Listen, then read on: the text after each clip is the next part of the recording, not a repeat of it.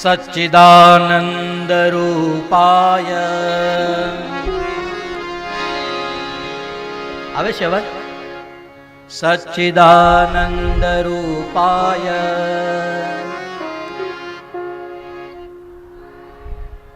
વિશ્વોત્પત્યાદિ હેતવે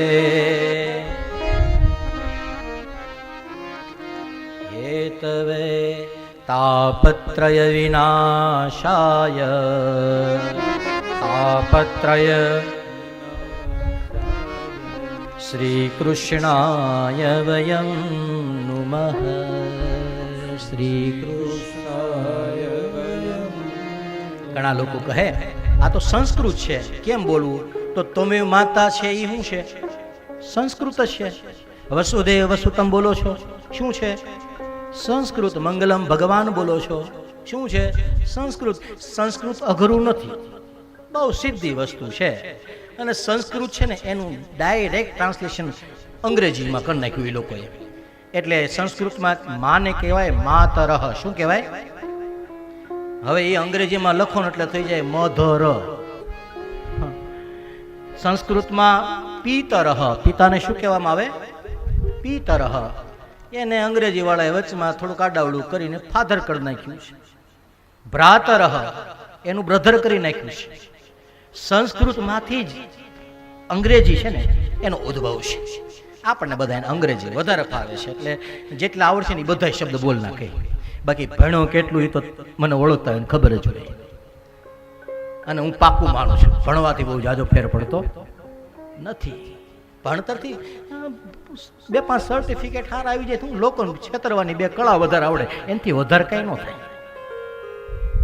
2 ચોપડી વધારે ભણો તો વધારે સારી રીતના તમે એક્સપ્લેન કરી શકો અને વધારે સારી રીતના તમે સેલિંગ કરી શકો. એટલે ધંધામાં 2 રૂપિયા વધારે કમાવો, એનાથી બહુ જાજુ નહીં. પણ જ્યાં જ્યાં ભાવ છે, જ્યાં પરમાત્મા સાથેની કનેક્ટિવિટી છે, ભગવાન આ કંપની એની છે.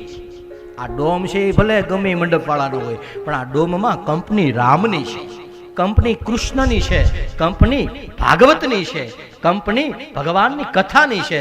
અને એ બહુ મહત્વની વસ્તુ છે. તમારી કંપની કઈ છે? તમે કોની સાથે બેસો છો? તમારા ભાઈબંધો કેવા છે? તમારા દોસ્તારો કેવા છે? તમારી બેહૂટ કોની ભેગી છે? એ તમારા જીવનની દિશા બહુ સારી રીતે નક્કી કરે. નકર બળ કાંઈ દુર્યોધનમાં ઓછું નહોતું, બળ કર્ણમાંય ઓછું નહોતું, પણ બેહવાની જગ્યા ખોટી હતી.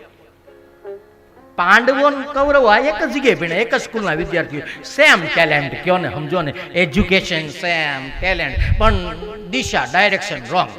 કોનું? કૌરવોનું. આઈ વિલ સમથિંગ, હું છું એટલે. અને હું જેને આવી ગયો છે ને એ બહુ હેરાન થાય છે. આ હું પદ છે ભગવાન, ખરાબ હકીકત અતિશય બહુ માણસને બહુ દુઃખી કરે. લોકો દુઃખી ન કરે ને એટલું તો આપણને આપણો અંતરાત્મા અંદરનું અભિમાન દુઃખી કરે. હું આવું એટલે લાખો લોકો ઊભા થઈ જવા જોઈએ. આ મનનું જે અભિમાન છે ને એ ક્યારેક કોઈક ઊભા ન થાય ને દુઃખી કરી દે તમને.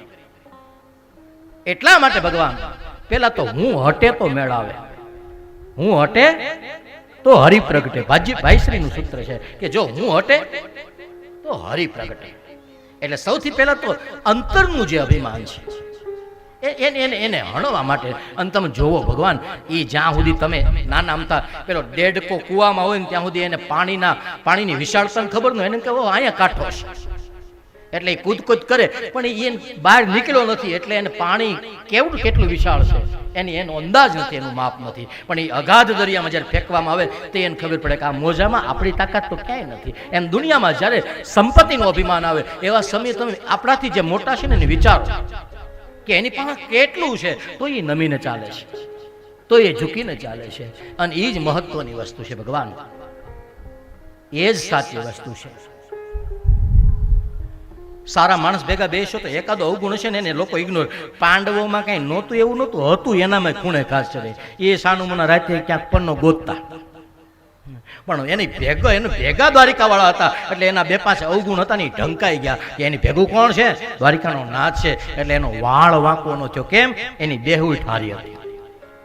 બળકર્ણમાં અગાધ કામ કૃષ્ણએ કહી દીધું અર્જુનને, દ્વારકાધીશે કહી દીધું કે કર્ણ જ્યાં સુધી જીવતો છે ને ત્યાં સુધી માથું સંભાળજે અર્જુન, કારણ કે એનું ઓડી જાય ને તો પછી ગોઈતો નહીં જાય. આવું અર્જુનને ભગવાને કીધું તું અમુક થી આગો જ રહેજે.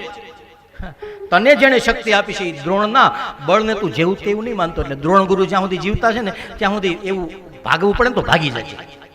વટમાં વળમાં નહીં રહેતો નકર મરી જાય.